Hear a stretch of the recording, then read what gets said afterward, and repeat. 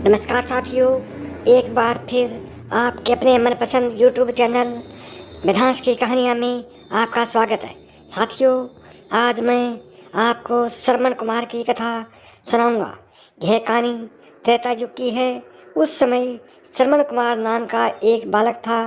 उसके माता पिता अंधे थे और उन्होंने श्रवण को कई मुसीबतों का सामना करते हुए पाला था। श्रवण कुमार बचपन से ही अपने माता पिता का बहुत आदर करता था। जैसे जैसे श्रवण बड़ा होता, उसने घर की जिम्मेदारी अपने कंधों पर ले ली। वह रोजाना सुबह उठकर सबसे पहले अपने माता पिता को स्नान कराने के लिए तालाब से पानी भरकर लाता था। इसके बाद वह तुरंत जंगल की और लकड़ियाँ बीनने जाता। फिर लकड़ियाँ लाने के बाद श्रवण चूल्हा जलाकर माता पिता के लिए खाना बनाता था। श्रवण को इतनी मेहनत करते देख उसकी माँ हमेशा उसे टोकती थी। वह कहती थी, श्रवण बेटा, तुम इतना सारा काम अकेले क्यों करते हो? खाना तुम मुझे बनाने दिया करो, मैं आसानी से बना लूँगी।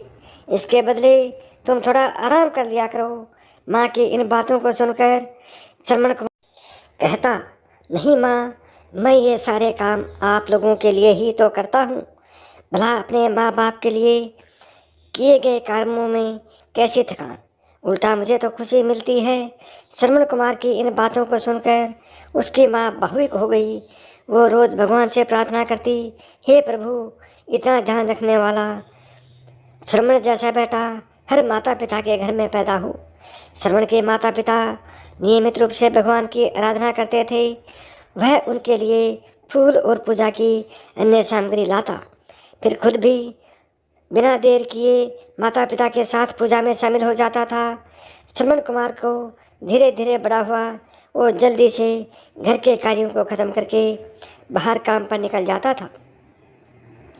एक दिन श्रवण अपने माता पिता के साथ बैठा था। तभी उन्होंने श्रवण से कहा, बेटा, तुमने हमारी हर ख्वाहिश पूरी की है। अब हमारी केवल एक ही इच्छा है जिसे हम पूरी करना चाहते हैं। यह सुनकर श्रवण ने उनसे पूछा, ऐसी कौन सी इच्छा बाकी है जिसे आप पूरा करना चाहते हैं? आप केवल आदेश दें, मैं आपकी हर ख्वाहिश को पूरा करूंगा। इस पर श्रवण कुमार के पिता ने कहा, बेटा, अब हम बूढ़े हो चुके हैं और हम चाहते हैं कि मरने से पहले तीर्थ यात्रा के लिए जाएं। भगवान के शरण में जाकर हमें सुकून की प्राप्ति होगी। अपने माँ बाप की बात सुनकर श्रवण कुमार सोचने लग गया कि वह उनकी इस इच्छा को कैसे पूरा करेगा। उस समय बस और ट्रेन की सुविधा नहीं थी, साथ ही उसके माता पिता देख भी नहीं सकते थे। ऐसे में उन्हें तीर्थ यात्रा कराना भले कैसा संभव हो पाता। तभी श्रवण कुमार को एक तरकीब सूझी। वह तुरंत बाहर गया और वहाँ से 2 बड़ी टोकरी लेकर आया।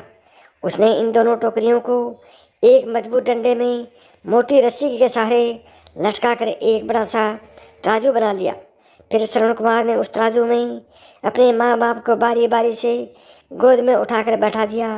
उसके बाद तराजू को अपने कंधों पर लेकर उन्हें तीर्थ यात्रा पर लेकर निकल पड़ा।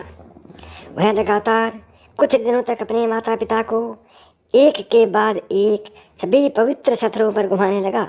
इस दौरान श्रवण कुमार ने अपने माता पिता को प्रयाग से लेकर काशी तक के दर्शन कराए।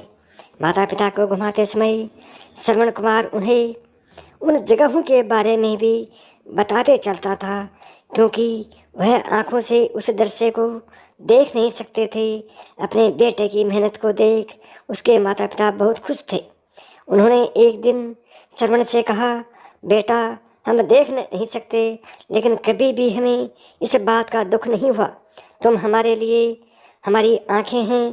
तुमने हमें जिस तरह से सारे पवित्र स्थानों की कथा सुनाकर उनके दर्शन कराए हैं, ऐसा लगता है कि जैसे हमने सच में प्रभु के दर्शन अपनी आँखों से किया हो। अपने माता पिता की बातें सुनकर श्रवण ने कहा, आप लोग ऐसी बातें न करें।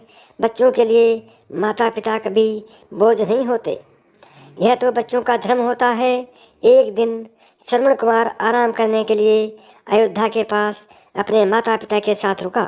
तभी उसकी माँ ने पानी पीने की इच्छा जताई। श्रवण को पास में ही एक नदी दिखाई दी। उसने अपने माता पिता से कहा, आप दोनों यहाँ आराम करें, मैं आप लोगों के लिए अभी पानी लेकर आता हूँ। नदी के पास पहुंचकर श्रवण कुमार कमंडल में पानी भरने लगा। उसी जंगल में अयोध्या के राजा दशरथ भी शिकार के लिए पहुँचे थे। पानी में हलचल की आवाज़ सुनकर उन्हें लगा कि कोई जानवर पानी पीने आया है। उन्होंने बिना देखे केवल ध्वनि सुनकर ही अपना तीर चला दिया। दुर्भाग्य से वह सीधा श्रवण कुमार को लग गया। तीर लगते ही वह चीख पड़ा। इसके बाद राजा दशरथ जब अपने शिकार को देखने पहुँचे तो वहाँ श्रवण था। वो तुरंत श्रवण कुमार के नज़दीक पहुँचे और कहा, मुझसे बहुत बड़ी भूल हो गई, मुझे माफ़ कर दीजिए। मुझे बिल्कुल नहीं पता था कि यहाँ कोई मानव है। मैं इस गलती का पश्चाताप करने के लिए क्या करूं कि मुझे माफ़ कर दो। तभी कराते हुए श्रवण कुमार ने कहा, यहाँ से थोड़ी ही दूर जंगल में मेरे माता पिता बैठे हैं, उन्हें काफ़ी प्यास लगी है, आप उन तक यह पानी पहुँचा दीजिए और मेरे बारे में उन्हें कुछ भी न बताएं। इतना कहते कहते श्रवण कुमार की सांसें रुक गई। श्रवण कुमार की मौत से राजा दशरथ सुन्न पड़ गई। किसी तरह वो श्रवण कुमार के बताए अनुसार जल लेकर उसके माता पिता के पास पहुँचे। श्रवण के माता पिता अपने बेटे की आहट को बखूबी पहचानते थे। जब राजा दशरथ उनके करीब पहुँचे तो उन्होंने आश्चर्य से पूछा, तुम कौन हो? हमारे श्रवण को क्या हुआ? वह क्यों नहीं आया? राजा दशरथ उनके सवालों का जवाब नहीं दे पाई। उन्होंने चुपचाप पानी उनकी तरफ बढ़ा दिया। तभी श्रवण की माँ ने चिंतित स्वर में जोर से कहा, तुम कौन हो और मेरा बेटा कहाँ है? ये बताते क्यों नहीं हो? श्रवण की माँ की चिंता देखकर राजा दशरथ ने कहा, माँ मुझे माफ़ कर दीजिए। शिकार करने के लिए मैंने जो तीर चलाया था वो सीधे आपके बेटे श्रवण को जा लगा। उसने मुझे आप लोगों के बारे में बताया, इसलिए मैं यहाँ पानी लेकर चला आया। इतना कहकर राजा दशरथ चुप हो गए। राजा दशरथ की बात सुनकर श्रवण की माँ जोर जोर से रोने लगी।